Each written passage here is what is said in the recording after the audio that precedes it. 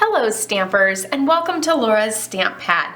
I just wanted to do a little quick overview of the April 2020 paper pumpkin kit because I know I had a little bit of a snafu with my kit and just wanted to share how I overcame that and to show you how it is because I'm sure you might be a little confused as well. So I actually did this on one of my Facebook Lives over 2 days because during this crazy time that we're in, I have been doing daily dose of stamping therapy over on my Facebook. So you can join in on that. I'll leave a link down below in the comments section so that you guys can have a link to my Facebook page. But this is the fabulous My Wonderful Family instruction kit for the April 2020 paper pumpkin. So it does actually have these black and white photos and basic instructions for how to do this kit, but I'm more of a visual person and I still actually read the instructions and came across some problems. So I just wanted to show you some tips and tricks using this kit. So here are our fabulous samples. Let's first start with the tree here. This super fun tree. It actually comes down and then opens up top so that you can write to the inside of your card. So super, super cute. So a couple tips on this is that the stamp actually is stamped sideways here and then sideways here. So it's two stamped images and you'll just line those up with that little flower that's already it's already pre-printed on the card base. One of the other tips I have is I ended up placing some of the yellow pearls on every single yellow flower insert and I ended up running out for the last one. So apparently you're not supposed to put them on all of the yellow flowers and just on a select few. So if you would like, you can put them on a select few for each one and then use up your leftovers at the end.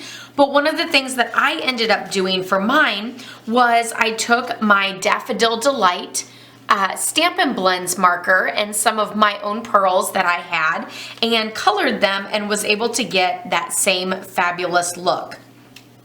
One of the other things that I did is you can see each of these are just a hair different. This one I actually adhered my birdies to the tree and then placed the tree over the top, but I found that looked kind of weird, so I went ahead and ended up putting some of the mini glue dots on the tree branches and then just sticking the little bird over the top of it. I found whenever I put the mini glue dot on the back of the bird and then stuck it down, I had problems where the adhesive was actually showing through, so it's easier to go ahead and secure it onto the tree and then just set the bird over the top of it to make sure that you don't have any adhesive sticking through or peeking out from the branches of the tree. So that is the first card. I think that's most of the details on that. I will say I also, for the greeting down here, to make it pop a little bit more, I actually used my Early Espresso ink pad for that greeting rather than the Pear Pizzazz that comes with the kit. So if you happen to have Early Espresso, you can always try that out to mix it up a little bit different for a different look, or you can always still use that Pear Pizzazz that comes with the kit. So now this one is the more difficult one. When I first got this, I was super confused at how the folds were for this card. It shows that it's a Z fold in the instructions, but I was totally not understanding how that worked because this is how the card, actually it was more like this was how the card was, and I was confused thinking that the score line should have been right here at the green rather than on the back with the white. So what I will show you, once I've figured it out, then I felt like it was super obvious, but I still, had a hard time in the beginning. So you're gonna notice that this front piece with the green printed on the side and then the white off to the left, I guess. It looks like my right because it's backwards, but that is the back of your card. You're then going to fold this piece up and around and you're gonna notice that it is too long. So it's gonna go across the front of your card and then this little piece is going to flip back. And that's where you get that Z. Do you see that little Z right there? And so that is your Z fold. And of course, then I adhered this fabulous greeting, which I'm actually kind of sad that I covered up a lot of it with this decoration, because if you read the greeting, it's the sweetest little sentiment ever. So that you're only going to adhere halfway on so that you have that fun fold. I had 1,000,001 butterflies left over, so I added an extra little butterfly down into the inside of my card just to kind of snazz it up a little bit extra.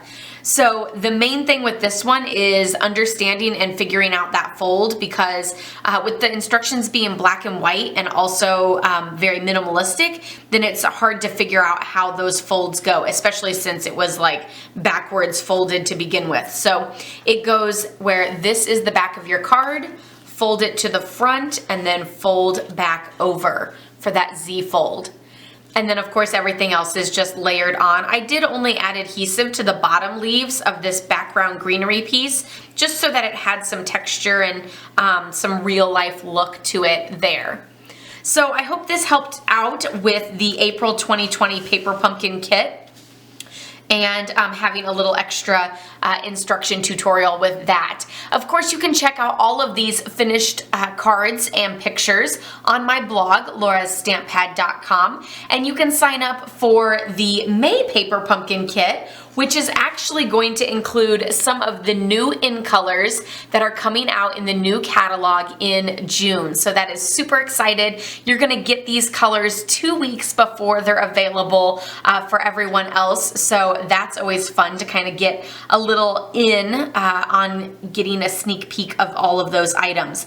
So make sure that you sign up for that before May 10th. I'll leave a link down below for that as well, so that you can join in the fun with Paper Pumpkin and have fun making those with me in May. So I hope this helped you out a lot. If it did, give this video a thumbs up. Don't forget to subscribe if you're new, and I'll see you guys all next time. Happy stamping! Bye-bye!